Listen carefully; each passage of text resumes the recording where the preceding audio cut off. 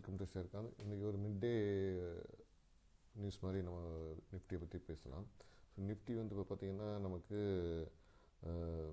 காலையில் சொன்ன மாதிரி ஒரு லோயரில் இறங்கி கீழே வந்துட்டு சப்போர்ட் நம்மளுடைய நம்பர்ஸ் சப்போர்ட்டை எடுத்துகிட்டு திருப்பி மேலே போயிட்டு திருப்பி கீழே இறங்கி அப்போ அடுத்த சப்போர்ட்டை நம்ம இதில் பிடிச்சிக்கிட்டு இருக்கு. ஸோ இப்போ என்ன நடக்க போகுது அப்படின்னு பார்க்கலாம். இப்போ ஆல்மோஸ்ட் பார்த்திங்கன்னா market full and full down trend தான். ஸோ இந்த மார்க்கெட் டவுன் ட்ரெண்டில் போய்கிட்டு இருக்கும்போது என்ன நடக்குது, திடீர்னு அப் எடுக்கிறாங்க சப்போர்ட் எடுத்துகிட்டு. ஸோ ஏன்னா நமக்கு இது இங்கே தான் நமக்கு வந்து ஓஏ அதிகமாக இருந்தாங்க, ஸோ அதனால் சப்போர்ட் எடுத்தாங்க. திருப்பி இங்கே அதிகமாக இருந்தாங்க, அவங்க கீழே இறக்கி விட்டாங்க. ஸோ இப்போ இப்படி நடந்திருக்காங்க.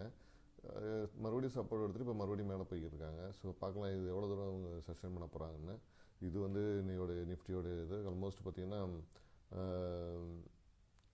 இப்போ வந்து ஏன்னா ஓப்பன் பண்ண இடத்துக்கிட்டே போகிறதுனால தெரியுது. பார்க்கலாம் நேற்று க்ளோஸ் ஆன இடமும் அதை க்ளோஸ் பண்ணி மேலே போகிறாங்களான்னு. ஸோ இது வந்து இன்றைக்கி மிட் டேயில் நடந்த ஒரு அப்டேட்டு. அதே முக்கியமானது அடுத்து பார்த்திங்கன்னா நமக்கு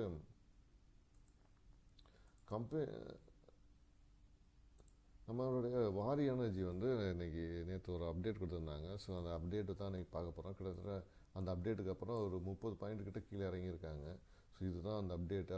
என்ன சொல்லியிருக்காங்கன்னா, appointment of Jignesh Rathore chief executive office of the company. So ஒரு சிஇஓ வந்து வெளில போயிருக்காரு, அதனால் அவருக்கு பொதுவாக இன்னொருத்தரை கொண்டு வந்திருக்காங்க. ஸோ அதுதான் இன்றைக்கி வந்து மார்க்கெட்டில் இருக்குது. பார்த்திங்கன்னா அவர் யாருன்னா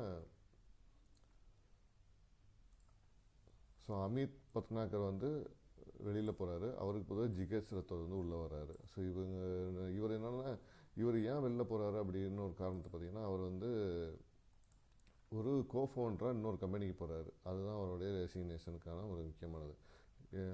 ஸோ ரெசிக்னேஷனை பார்த்திங்கன்னா உங்களுக்கு தெரியும் அவரோட ரெசிக்னேஷன் எப்படி நடந்திருக்கு அப்படின்னா. ஸோ அவர் என்ன சொல்லியிருக்காருன்னா, இங்கேருந்து நான் வந்து சார்வ் சொல்யூஷன் ப்ரைவேட் லிமிடெட் அதுக்கு வந்து கோஃபவுண்டராக போகிறேன் அப்படின்னு சொல்லியிருக்காரு. ஸோ இதுதான் அவருடைய இது. அவங்க இப்போ வந்து மியூச்சுவலாக சொல்லியிருக்கிறது என்னென்னா, இப்போது டிசிஷன் எப்போ எடுக்கிறாங்க அப்படின்னு பார்த்தீங்கன்னா, ஐ திங்க் ஒரு 6 months இருக்குதுன்னு நினைக்கிறேன் டிசிஷன் எடுக்கிறதுக்கு. ஸோ இப்போது அந்த டிசிஷன் ஸோ May 15th வரையும் அவங்க வச்சுருக்காங்கன்னு நினைக்கிறேன். ஸோ May 15th 26 வரையும் இவர் வச்சுருப்பாங்கன்னு நினைக்கிறேன். இல்லை அதுக்கு முன்னாடி வந்து ட்ரான்சிஷன் பீரியட் ஏதாவது கம்ப்ளீட் ஆகிடுச்சுன்னா அவங்க வந்து அனுப்பிடுவாங்க இவரை. ஸோ அதனால தான் இன்றைக்கி வந்து மார்க்கெட் வந்து இவருக்கு வந்து நம்மளுடைய வாரி எனர்ஜி வந்து கிட்டத்தட்ட 30 பாயிண்ட் கீழே தள்ளி இருக்குது. ஸோ இது வந்து முக்கியமான அப்டேட்டு. ஸோ அடுத்து ஏதாவது அப்டேட் இருக்குன்னா நான் திருப்பி வந்து உங்களுக்கு சொல்கிறேன். ஸோ கார்ப்பரேட் ஆக்ஷனில் இது ரொம்ப முக்கியமானது. ஏன்னா அவங்க என்ன மாதிரிலாம் இது பண்ணுறாங்க, கம்பெனி எப்படிலாம் ரீசஃபர் பண்ணுறாங்க அப்படிங்கிறது வந்து ரொம்ப முக்கியமானது. ஸோ அதுக்கேற்ற மாதிரி தான் மார்க்கெட் வந்து மூவ் ஆகும்.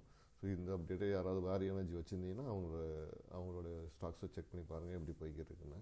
ஸோ இது ஒரு அப்டேட்டு வாரி எனர்ஜிக்கு.